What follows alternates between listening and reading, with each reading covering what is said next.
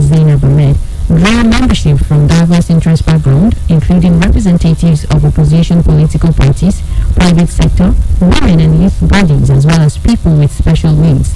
Other members of the National Steering Committee include the Association of Local Government of Nigeria, captains of industry, labor organizations, farmers associations, traditional and religious leaders, and members of the press.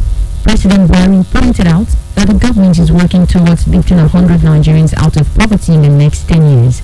On the mandate of the National Steering Committee, President Buhari said it would oversee governance structure comprising a central working group and 26 technical working groups for the important and national assignments. The Senate Committee on Banking, Insurance and Other Financial Institutions has expressed concern over the campaign against the presidential assents to the recently passed Bank and Other Financial Institutions Act 2020 by the Nigerian Economic Summit Group, NESG. Chairman of the committee, Senator Obasani, in a statement on Wednesday, stated that the NESG, which it will be called to participate in the public hearing, has possibly not carefully studied the contents of the Act before attempting to or allegedly misleading the public. NESG had in a statement expressed concern about certain provisions of the repealed and reenacted Bank and Other Financial Institutions Act 2020, recently passed by both houses of the National Assembly and in the process of being transmitted to President Muhammadu Buhari for assent, requesting President to withhold his assent. However, Obasani indicated that his committee received the Nigerian Economic Summit Group statement with shock and disappointment. The federal government says it has paid 20 billion naira as COVID-19 allowance to health workers in the country. Minister of State for Health, Dr. Olanibe Mamora, made the announcement on Wednesday. Mamora explained that the federal government had to stop the payment of hazard allowance to health workers because of renegotiation with them. According to the minister, the funds were paid to federal health institutions across the country, including federal medical centers, teaching hospitals, among others. On the 5,000 naira hazard allowance for doctors and health workers, the minister said the payment has existed in the country for about 30 years, but was suspended due to the COVID-19 pandemic. Meanwhile, the federal government on Wednesday asked the management of federal tertiary hospital across the country to replace striking doctors with core members. Disclosing this in a statement, the Minister of Health, Osayi Ihanire, said it is high time well-meaning medical professionals close ranks and confront the common enemy, which is the COVID-19 pandemic, instead of attempting to shut down the system.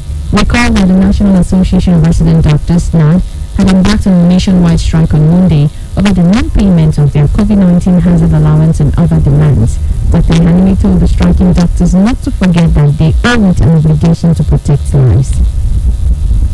And now we come down to Edo State, where athletes and other sportsmen and women in the state on Wednesday organized a rally in support of the re-election bid of Governor Godwin Obaseki and Comrade Philip Shuaibu. They said their support stemmed from the various sports reform programs being undertaken by the governor, which have engaged them after many years of inactivity. Chinedu Akeja was there and now reports. The cyclists, footballers, Paralympics and other athletes were out as early as 7 a.m.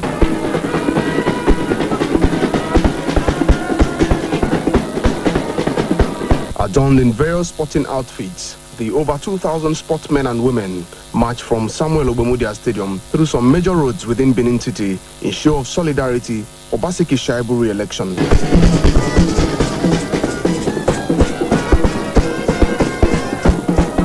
They say the reform in the sports sector in the last 3 years have inspired them to show this support. He has done so much. He has been a stadium for us. He's a good man. My name is Sunday Okuya, General Secretary of Benin Children's Supporters Club. He has done whatever other governments have not done for us. So as a result of that, we have every full support for his coming back. Obaseki is a governor that knows what's called sport in Nigeria, and he's trying to sponsor sports. So he's a man of everybody. He cares for everybody. He knows what to do at the right time. Marvin Senorua, captain, Edute Cycling. I've been cycling for many years, but since Obaseki came in, he gave me a job and I was employed. And issue of salary is paid regularly on the 24th of every month. He usually pay our salary, no defaults, and it's not owing us. and good thing is happening since he came in as a governor. So that's why I want him to continue the work for us. Precious Abiamuru. The man, he has done a lot of work. I can personally say for one that my area, there is a power line that is just taking passage along Sapler Road. The other works, many things I cannot even say. He has done a great job. So that is why I'm out here for him this morning. Chairman of the Edo State Sports Commission, Barrister Godwin Dudu Orume, said the Governor Godwin Obaseki administration has set a new template for sports revival in the state and has raised hope for the youth who can now find something to better engage themselves. Youth clubs are represented here. Veterans in sports have come out because the man has ensured that their post-activity life is secure. And there are lots of youth developmental programs Mr. Governor has approved. And these platforms are avenues to empower youth and young adults who can go into Europe as professionals. They don't have to cross the desert anymore. They will meet with scouts locally in all the local governments. Similarly, the Commissioner for Youth and Sports Development,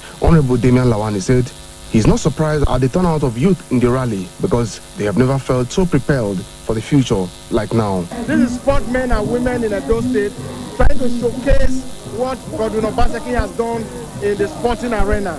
As you can see, the joy in them is to let the people know that apart from the area of other infrastructural development, sport was given special attention. They said all the governor have done may not be sustained except he gets re-elected. We want him to come back. He has done so much. He has been a senator for us. We want him to come back.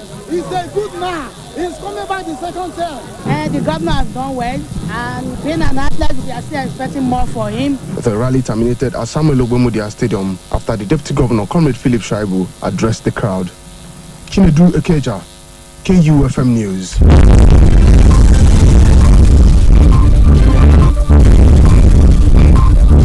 Moving on, the What to Red campaign of the All Progressives Congress (APC) on Wednesday visited the Ipubaoka local government areas of the state.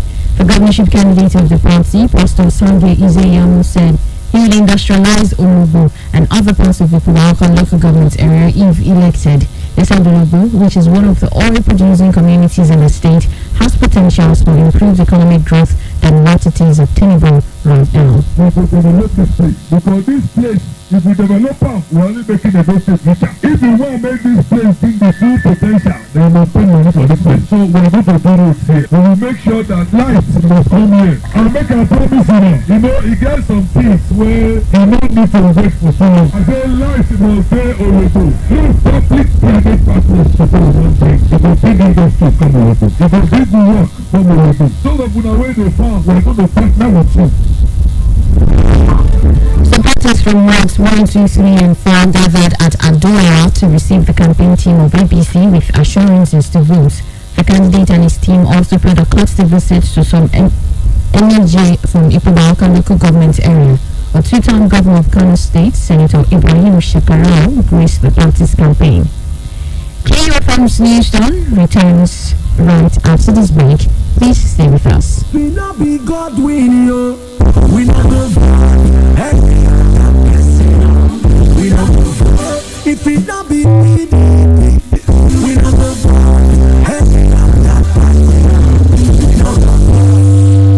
okay, make you pay your okay, second your and get between the end of the and guess I would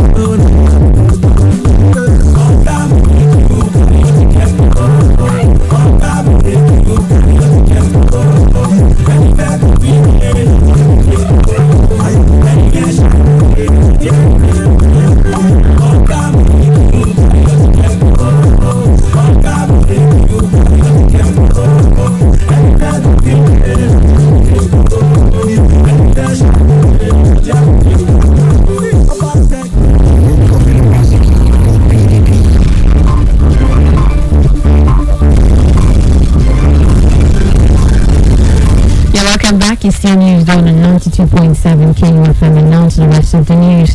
The number of confirmed COVID-19 cases in Nigeria has hit 55,632. This follows the confirmation of 176 new COVID-19 infections reported in 17 states across Nigeria. The Federal Capital Territory, Abuja, leads with 40 new cases, Lagos 34, Plateau 26, Enugu 14, Delta and Ogun 12 each, Ondo 9. Oyo State has 8 new COVID-19 cases, Ekiti 6, Ebonyi 4, Adamawa, Nasarawa, Kwara and Rivers 2, Edo, Osun 1, Bauchi 1. 276 COVID-19 patients were discharged on Wednesday, with the total number of successfully treated cases in Nigeria now 43,610. Meanwhile, 3 more persons died in the last 24 hours as the national death toll rise to 1,071. The Board of Senior Advocates of Nigeria, BASAN, has set up a committee to audit the national elections of the Nigerian Bar Association for the years 2016, 2018 and 2020. The BASAN meeting, which was held over the weekend, was presided over by the first female senior advocate, Folake Sholanke. At his inaugural address, the president of the bar, Olumide Apata, had announced the setting up of an electoral audit and reforms committee to audit the 2016, 2018 and 2020 elections and recommend reforms to guide future elections. Some negative reactions have, however, trailed the move. A statement by the group Open Bar Initiative insists that BASAN's move to audit the elections is only because a non-sign emerged as president of the bar. In a statement signed by the convener, Silas Owner, the group called on BASAN to desist from its attempt to audit the 2020 NBA elections as it amounts to an attempt to supervise, meddle and undermine the NBA. And now talking politics, a total of 17,000 ad hoc staff will be recruited by the Independent National Electoral Commission, INEC, for the October 10th governorship election in Ondo State. Of the figures, 15,000 will be members of the National Youth Service Corps, while the remaining 2,000 will be staff of federal tertiary institutions to be engaged as supervising presiding officers, collation and returning officers. National Commissioner and Chairman, Information and Voter Education Committee of INEC, Festus Okoye, disclosed this at a one-day workshop organized for journalists on election processes and procedures. Okoye insisted that voting at the Ondo and Edo elections would commence by 8:30 a.m. and close by 2:30 p.m. And now we move to Lagos State, where the governor, Babajide Sanwo-Olu, has reiterated his administration's commitment to reward excellent service delivery in the Lagos State post-primary teaching service by pledging 20 cars to deserving teachers across the 6 education districts in the state. The governor made the pledge during the virtual training of teachers tagged a Co-Educators Webinar Performance Series 3.3, noting that teachers are key change agents who will be remembered for shaping the future generation of leaders. He asks teachers to embrace technology in improving the quality of teaching, which ultimately makes them great teachers. Governor Sanwo-Olu added that great teachers are always remembered for the lives they shape, deriving satisfaction in their students becoming role models to be proud of. The Commissioner for Education, Folashade Adefisayo, emphasized that most critical to the success of any school system is the quality of teaching and learning, which is exhibited in the quality of teachers with a multiplier effect on the students. Coming up in a moment in our business news, Nigeria's debt rises to 31.9 trillion naira in 3 months. Details in a moment. 1,000, 10,000, 3,000, 1 million, 2 million, 3 million, 600 billion, and the last kobo. Oh yes, we follow the money. It's all about the business and the business of business. The gains and the losses. The bulls and bears. The rise and falls. The risk and the satisfaction of seeing the last kobo rise to millions. On KUFM's Business News, simple and complex jargons of business just make sense. And get the trending news on the morning market, forecasts, investment opportunities, policy changes, and other breakout information on the ever-busy world of business. KU Business News, Monday to Friday on Newsdawn, 6:30 to 7 a.m. Good morning and welcome to business. The Economic Community of West African States, ECOWAS, has postponed the launch of its planned single currency, ECO.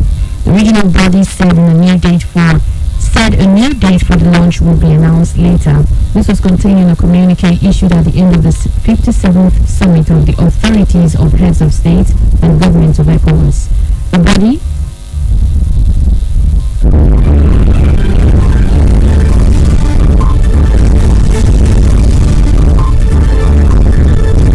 The body said the postponement was done to consolidate their achievements.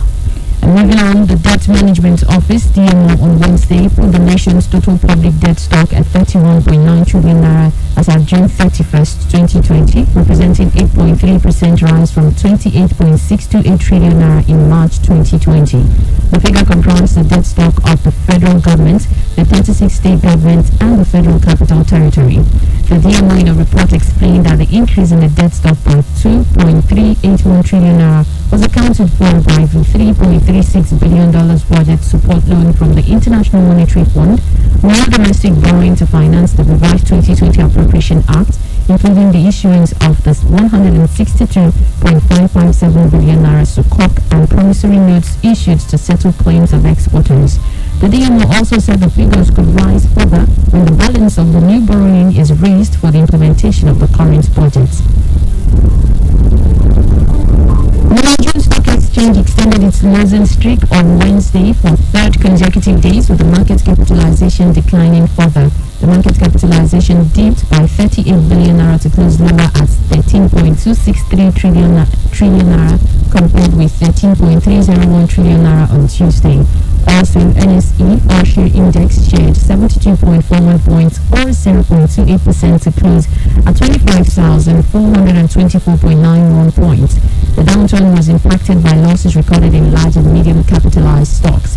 Market sentiment as measured by market breadth closed negative with 7 gainers against 23 laggards. Royal Exchange led the losers stable in percentage terms, losing 10% to close at 27 kobo per share. Conversely, FEDSIM led the gainers chart in percentage terms, gaining 7.28% to close at 3 naira 98 kobo per share. However, the volume of shares traded rose by 7.01%, with a turnover of 269.63 million shares worth 2.872 billion naira traded in 4,155 deals.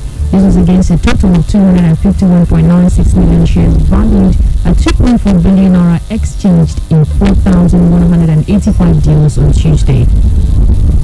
And finally, on business, Nigeria's currency Wednesday weakened by 3 naira 50 kobo to an average rate of 443 naira 50 kobo per dollar for the 440 naira on Tuesday on the black market. The depreciation was due to speculative activities of traders as the below the change BDC operators had on Tuesday funded their account in anticipation for the second tranche of the dollar allocation by the Central Bank of Nigeria, CBN.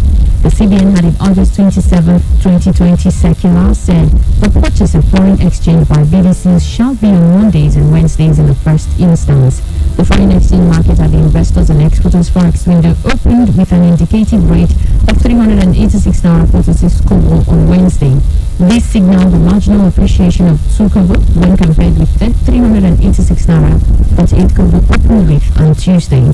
After trading on Wednesday, data from the financial market dealers quotation indicated that the market closed with dollar being quoted at 386 naira, representing an appreciation of 21 kobo over 386 naira 21 kobo quoted on the previous day at the IME window. The CBN is expected to allocate another $10,000 to each of the over 5,000 BDCs on Friday. And that's the time of business. And in sports, Serena Williams through to the US Open semi-final. Agosta Ibuka has more on our sports desk this morning.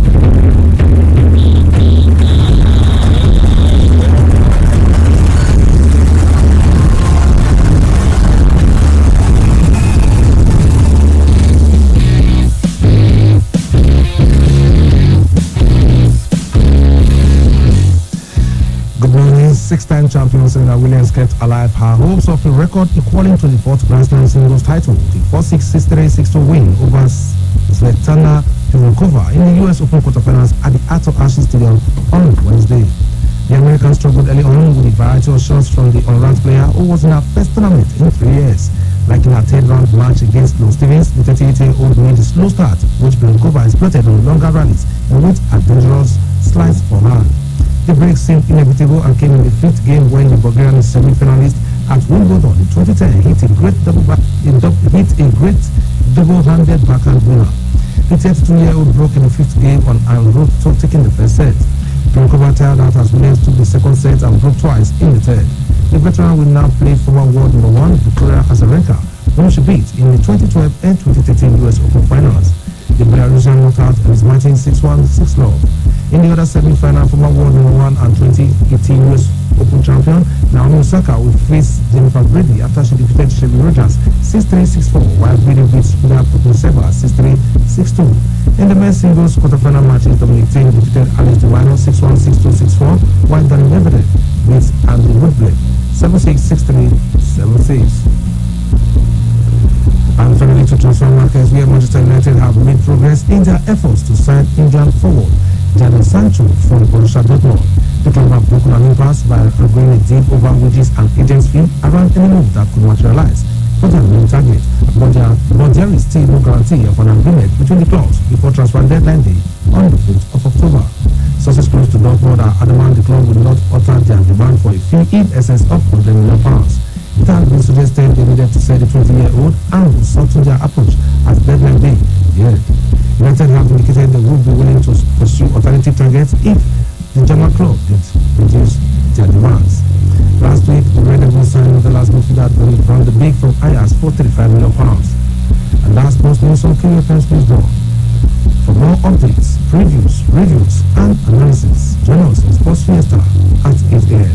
My name is Ebusa. I'm back to you.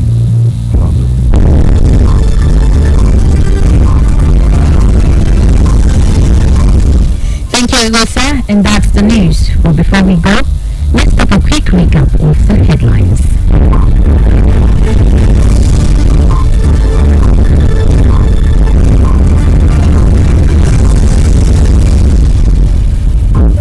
On the news this morning, we told you that the federal government is threatening to replace striking doctors with core member. CJN is set to swear in 85 judges for Ondo and Edo elections. And finally, sportsmen and women hold solidarity rally for Governor Godwin Obaseki. Please do remember that the continued unity of Nigeria is a collective responsibility. Be sure to play your part. Coronavirus is real. Please wash your hands regularly with soap and running water. Use your face mask while in public, and please stay safe. KFM's Newsroom was produced by Blessing Asekure. I am God's Love Orlando, saying thanks for listening and good morning.